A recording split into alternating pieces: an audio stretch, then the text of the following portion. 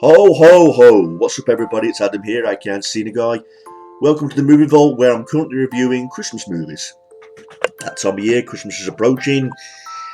And this movie, I'd have to say it holds a special place in my heart for when I was younger. I mean, this movie came out in the year 2000.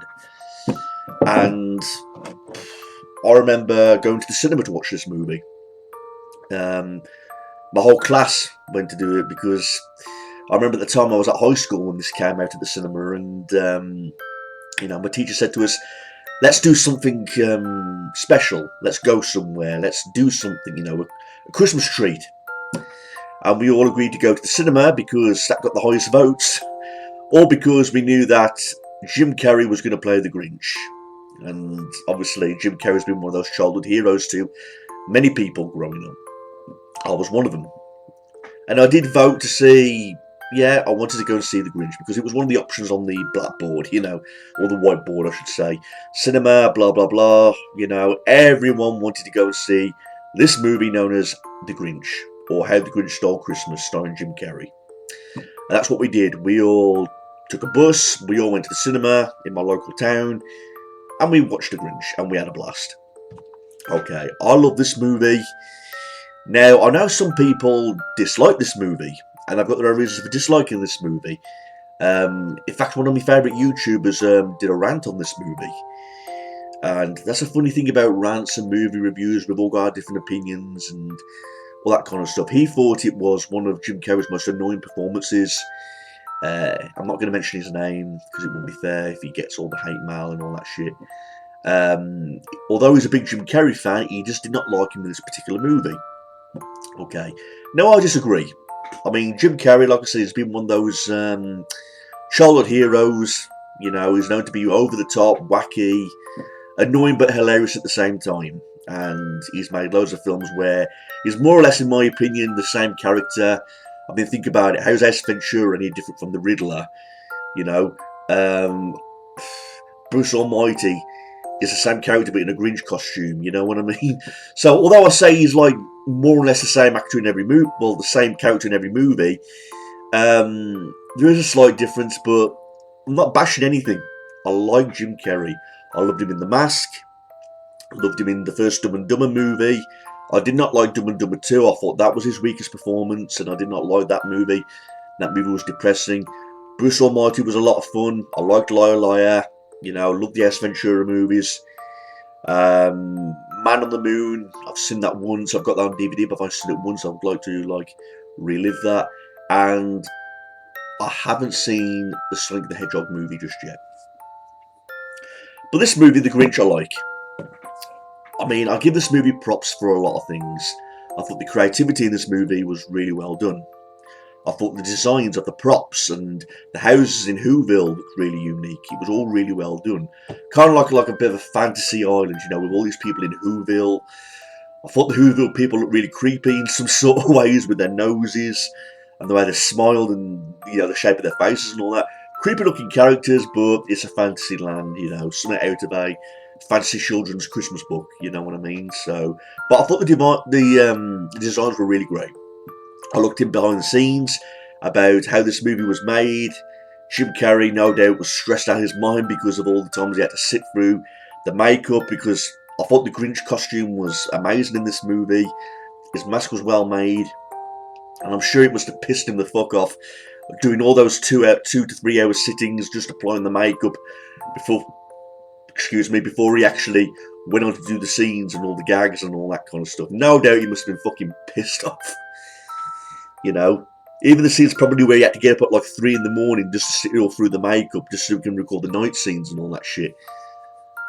I suppose every actor has that problem. But the story of the Grinch is just fairly simple. You've got this village known as Whoville. They're a cheerful community.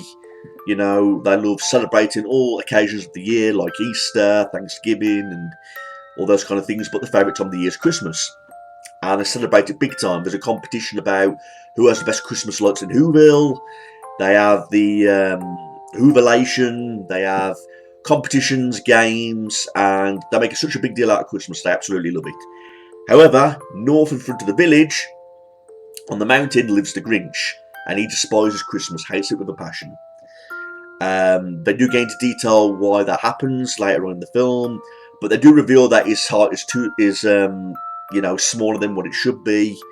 And the first half of the movie essentially leaves you the question about why he hates Christmas, because the Grinch is a bad-tempered, hairy green creature who hates Christmas. He hates everyone in Whoville. He just has this big, massive hatred, especially towards this time of year of Christmas.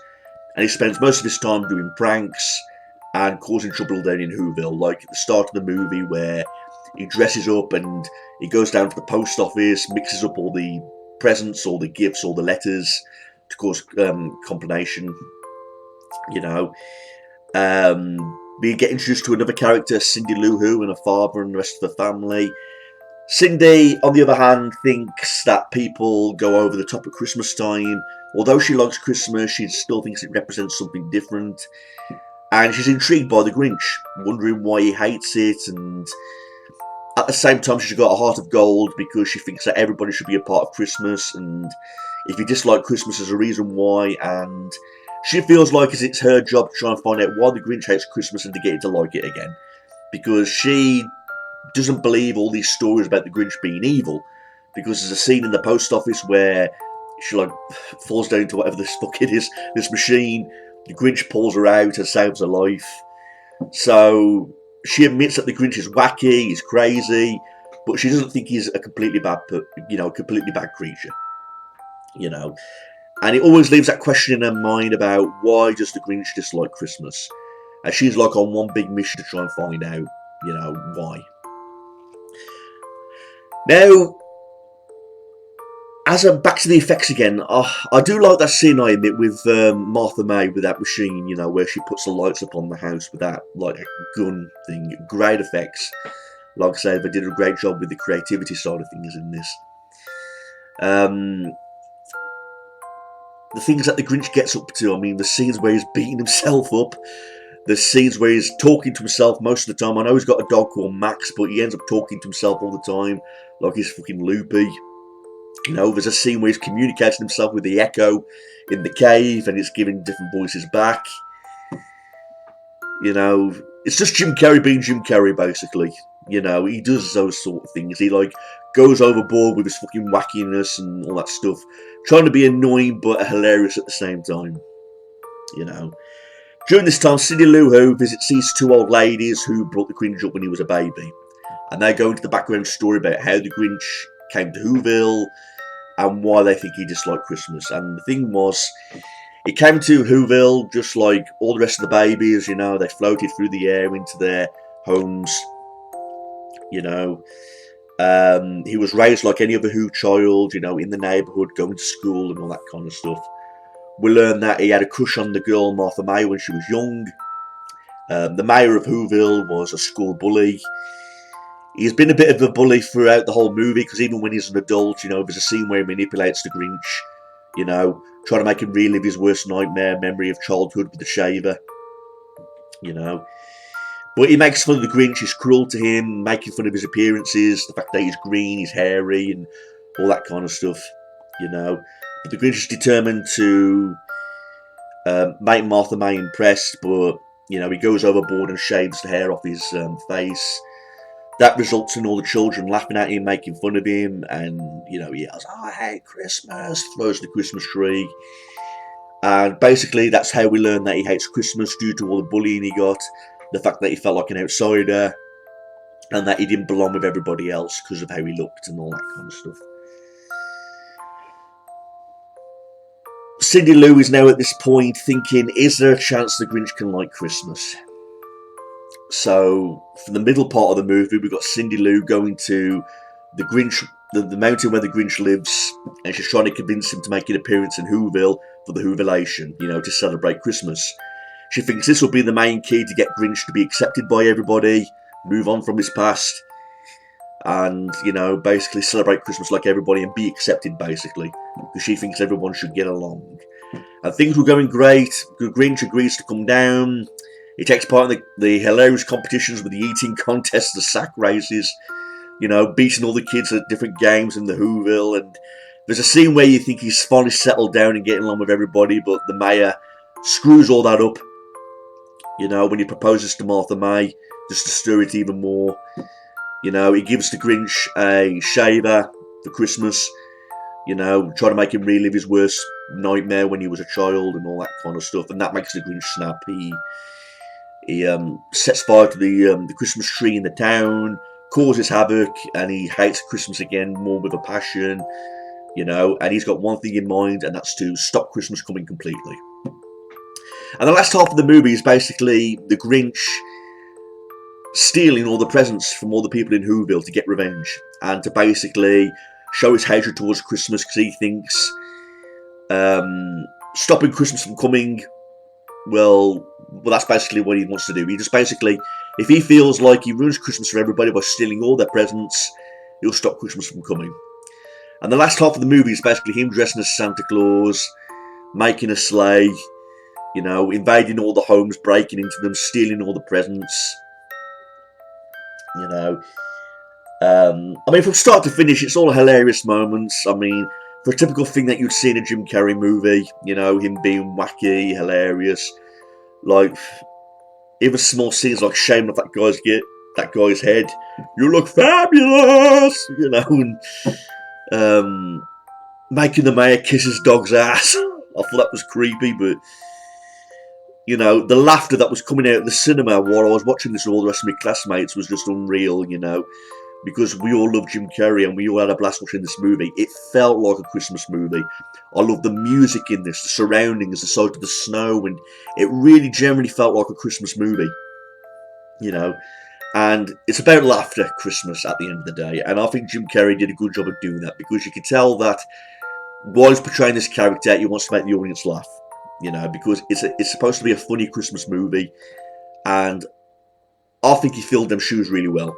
He did a good job of playing a character where it told a story and it made the audience laugh at the same time, you know, because that's what you do around Christmas. It's all about laughter, and I think he pulled that off really well.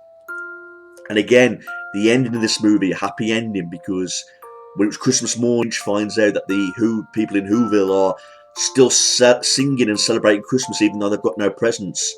And then his heart grows is bigger, and he realises there's a lot more to Christmas than just the presents, the lights, and all those other kind of things. It's all about love. He discovers what Christmas is really about, what it represents, and he sees the light. And he does the right thing by returning all the presents to everyone in Whoville. And he gets even a happier ending because his crush, Martha May, turns down the mayor's proposal and she wants to be with the Grinch. And the ending just shows them all having Christmas dinner in the Grinch's cave, basically. So overall, I really enjoyed this movie. Like I said, it came out in the year 2000. I could tell you the exact date. November 17th of 2000. That's when it was released in the US. I can't quite remember the exact day it got released in the UK, though. Despite me saying it's a great Christmas memory, we all went to the cinema to watch this movie, but I've got no disappointments in this movie. Like I say, it's very rare I say that I dislike one of Jim Carrey's movies. Like I say, I could not stand that. And some people give this movie shit, but I just can't understand why. It's a Christmas movie. Why not be wacky? Why not be goofy? You know, why not be hilariously annoying at the same time? It's a Christmas movie. It's all about fun. And from what I'm reading right here, there was a lot of people considered to play the Grinch. I mean, Jack Nicholson was an option, Robin Williams before he died, Dustin Hoffman, Tom Hanks and Eddie Murphy. It would have been interesting to see somebody like Eddie Murphy play the Grinch, because I love Eddie Murphy. I love him in The Nutty Professor, and the scenes where he's playing Buddy Love in that movie where he's over the top and wacky, he could have pulled it off. So it would have been interesting to see Eddie Murphy play the Grinch. Tom Hanks, he can be goofy in his own way. Like I say, he voiced Woody in Toy Story. And Tom Hanks has been in my all-time favourite movies, like The Green Mile and all that kind of stuff. Robin Williams, he's a comedian in his own sort of way, and he's another one of those childhood actors that you grew up loving. Jack Nicholson has grown up, played the Joker in Batman, you know, The Shining. Again, these are great options, and these are big roles for big actors, you know what I mean? But Jim Carrey got the role, but I've got no complaints. It just would have been interesting to see some of those actors I just stated playing the Grinch, you know what I mean? Especially Eddie Murphy, he would have been a really good choice. Josh Ryan Evans was in this movie. He played the 8-year-old Grinch. It was his last film role before he died. Rest in peace to him. Um, Taylor Momsen played Cindy Lou Who. Bloody hell, Taylor Momsen, the singer. We've got Mandy Sterling, Jeremy Howard in this movie. Jeffrey Tambor played the mayor, obviously, who was in love with himself and arrogant and a bully. So, great roles, I've got no complaints. Fantastic Christmas movie. And again, it's one of those movies where it never gets old either, at least in my opinion. It's one of those Christmas movies where you could still... this movie's like 20 years old now, but it still never goes out of style. I still laugh at it. I still get a kick out of it, you know what I mean? I love to watch these sort of movies around Christmas. It lifts up the spirits and all that kind of stuff. So, great movie. No doubt, well, hopefully they'll show it on TV. Usually I'm holding up a DVD. I swear I have this movie on DVD, but I have no idea where it is. But I'm not worried about that. I'm going to get it on Blu-ray whenever I can, because it is definitely up there with one of the best Jim Carrey movies in my opinion. So, thanks for watching this, everybody. If you've got any questions or anything like that, email them to me, and have a great Christmas. Peace out.